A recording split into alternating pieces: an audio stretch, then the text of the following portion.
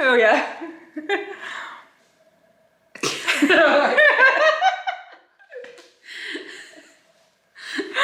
Okay, so it's fine.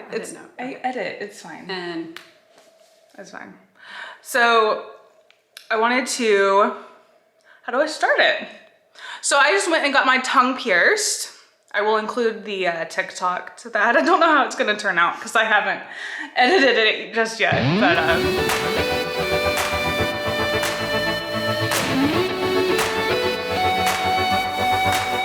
I've been walking through the valley of the shadows. I let them tell me who I was. I've been talking myself up onto the gallows. Every time I tried to walk away, I couldn't make it through another day. Everything seems being up in an uphill battle. I was trying to make it on my own, my way. You were knocking on the door that I've been looking for. It was right in front of me. I was lost, but now I'm free. And I was blind, but now I see that your love is better than life. Your love is better than life. But I ain't turning back. I will include that. So tongue pierced. And I just wanted to talk a little bit to you guys about, I feel like when someone, so I'm 35, right? So I feel like when somebody my age is going out and getting tattoos and piercings and doing all of those things, you get a lot of judgment, and a lot of people say like, oh, you're going through a midlife crisis, or you're trying to be a teenager, you're trying to relive your youth or whatever. And I have my very best friend with me. She's known me since I was 5. We've been friends since we were 5, right? Yeah, since we were 5. And Jen was raised in the same church as me. We kind of had the exact same upbringing. And I just kind of wanted to talk a little bit about the why, because Jen's going through the same type of journey with getting tattoos and piercings and doing all of those things. And part of understanding that is understanding the mindset that we grew up in, I guess. Yeah. yeah, and I've had a lot of people like mentioning like, oh, you're going through like big changes. Oh, I can see you changing who you are. And it's not me changing who I am. It's me allowing myself to be who I am. Exactly. Because we were not allowed to be who we specifically wanted to be. Like we have similar things, but different. Like we both always liked tattoos and piercings. But I've always wanted to be this like colorful person. Yeah. Like I love like your personality. Crazy hair. I've always wanted to wear like bright pink purples, like all that, but wasn't really super allowed to. Yeah, like we always felt like we had to stay within this box of expectations. You know, like tattoos weren't okay, piercings weren't okay, dyeing your hair a funny color or like anything that wasn't natural, it wasn't okay. And we both just went along with that. Our whole adult life, we just went along with that. And aside from the whole gay thing, like this has nothing to do with that, but in terms of piercings and getting tattoos, we just put it off. And I think both of us early on, like in our early 20s, we got the one wrist tattoo. Like, yeah, I got this oh, we're going to rebel. Let's when see. I was 18. Mm-hmm. And we got those. And now at the age of, you're 34. I'm 34. 34, 35. We're just now doing what we want to do. Excuse me. Another thing too is like, you know, I would mention those things to somebody, to my parents, whoever, and they would always say, no, don't do that. It's just a phase. You're not going to want them when you're older. It's just a phase, like blah, blah, blah. But it's like that want never went away. And it was just something that was always there. Yeah. Yeah. I don't know, and I've heard it from not so much family, but a lot of comments, you know, on YouTube and things, especially when I got this tattoo. You can't even, that one. You guys know. When I got that one, I don't know, everyone was saying, oh, great, I see a midlife crisis coming. And then it's like when I came out and the divorce and all of the things, but it's like at some point you reach a point in your adulthood where you're just done, you know, and you realize who you are and that being yourself is okay. Now, to be fair, there's also been a lot of support. Oh, totally. There's also been a lot of people that have told me that they have loved seeing me become me, and like they can see me being happier, they can see me just thriving more because I'm not suppressing the person that I am. And there has been a lot of support as I've been doing it, and I know that you've gotten a lot of support as well. Yeah.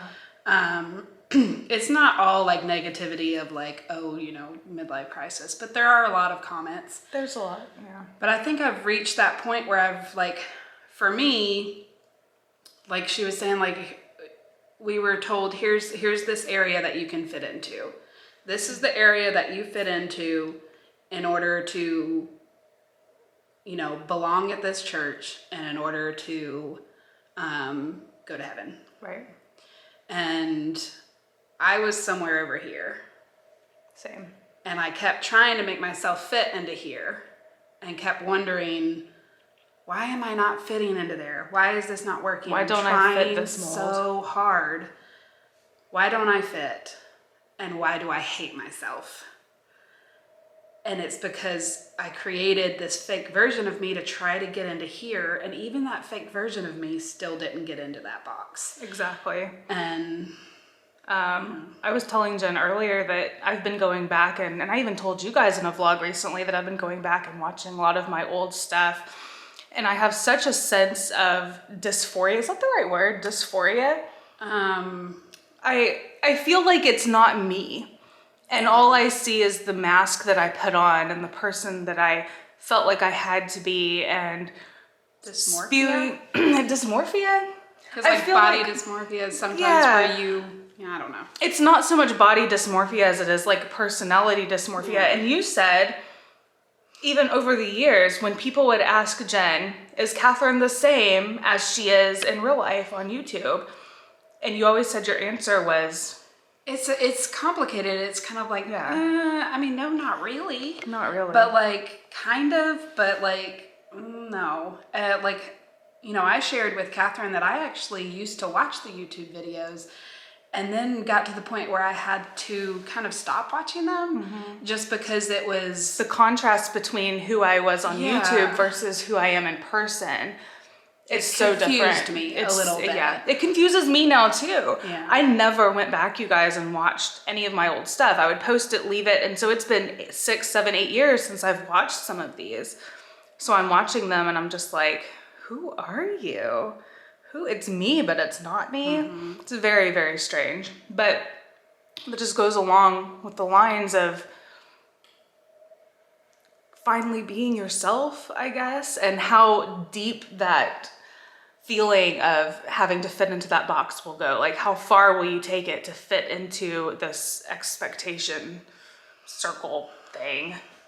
And I think people a lot of times like call it like midlife crisis, but I think for a lot of people that I've seen is, yes, it might happen. Number one, I hope I live past 60, so it's not midlife. I hope not. And number two, it's like, I think you get to an age or a spot in your life where you finally realize, why do I care so much about fitting into this? Why do I care so much about what other people think?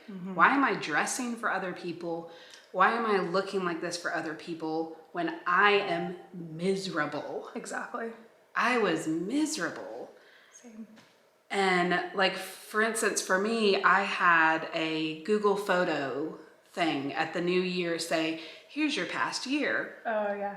I boo-hooed watching this because last year was when I really went through my transformation of allowing me to be myself. Yeah. So I got to see at the start of the year when I was blacks, dark colors, anything to look skinnier. My hair was just like the brown, like, and my smiles just... As I started getting my hair done and getting my tattoos and dressing how I wanted to dress, my smiles in those pictures became more and more genuine. You know, what stuck out to me today is when we were at the tattoo shop when I was getting my tongue pierced, and the girl approached you about your outfit, and you're so approachable, and it's because of your self-confidence and because you do stand out, and it's like, man, like that's just you, you know? And I don't know, just people approaching you and saying, hey, I like your outfit, I love your hair. Like, it's just amazing. You don't blend in with the crowd anymore. Well, and it's also like people used to, you know, I would still get compliments and stuff, you know, before I started changing, but I never believed them. I was always like, this person has to be joking. Like, what? That's mean. Don't joke about that. But now that I feel good about myself and I feel good about, like, and it's not all having to do with clothes and hair and tattoos. No. It's an internal thing that changed. And the outside just goes with it. Yes, to where I said, why have I not been allowing myself to be who I am? Exactly. It's not fair to me, and it's not fair to other people who know me, because they know a fake version of me. They don't actually know me. Yeah. Whenever I would think before, oh, I want to get my tongue pierced, my thought was not, do I want it? It's, oh God, what are people at church going to think? Oh gosh, what are my friends going to think? Oh gosh, what is so-and-so going to think? And it was never about what I wanted. It was never about how I felt. And at some point you don't care. I used to literally pick out clothes when I would go shopping and think, will so-and-so like this? Yeah. Will this person at church like this? Will, you know, somebody comment on this? And I would buy clothes for other people. And now it's like I'm a plus size girl. And a lot of times growing up, it was always like, oh, that shape won't look good on you. That's not going to flatter you. Don't wear that. Oh, you can't wear bright colors. It's going to make you look bigger. I got that from a certain person in my life and just from society in general. Yeah. And not once with me wearing these bright, like, things and stuff that traditionally, like, big girls shouldn't wear. Yeah. I've never once had somebody comment on me being plus size or oh, you look gross. Why you never? Because you look amazing. You're you. I don't know. It's really, really, really a hard thing to describe unless you've been through it yourself. That's what I'm realizing even in explaining this, that it really is a hard thing to put into words unless you're like going through it or you have been through it. I look at videos of me just a year ago and I look drastically different. I don't even feel like I look like the same human. Like I was wearing like the long dresses. I hate dresses, you guys. I don't like them, but I made myself wear the dresses because I felt like I had to. It was part of that box, that expectations, you know, that I had to stick with. But anyway, I just wanted to talk to you guys a little bit about that because I know you guys are going to see that I got my tongue pierced, and I didn't want to just not address it, you know, and not say anything, because I think that there are a lot of other people going through it, not just people our age. You can go through this. That's like my kids. I want my kids to go through it earlier. I want them to know that from the beginning that they can be who they want to be.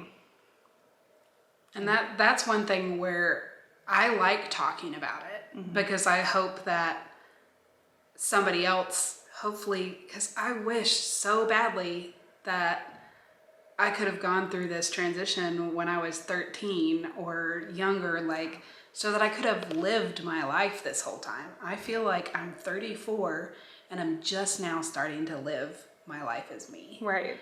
And that's not fair that I've done that to myself and that other people have helped create that situation. Yeah. And so I really hope that other people start breaking down those things when they're younger. Exactly. If you like the shirt, wear the shirt. Dress for yourself, you know, do things for yourself, because that's what's going to make you happy.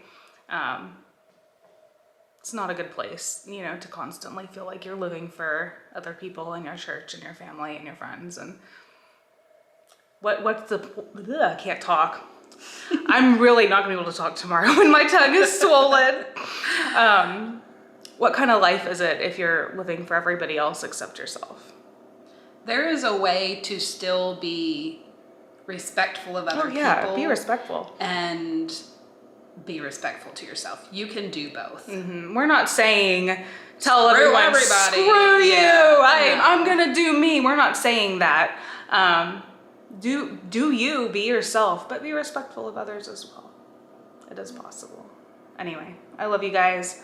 We will talk to you guys, well, maybe not we, but I will talk to you guys later. I will see you in another 2 years. Bye guys.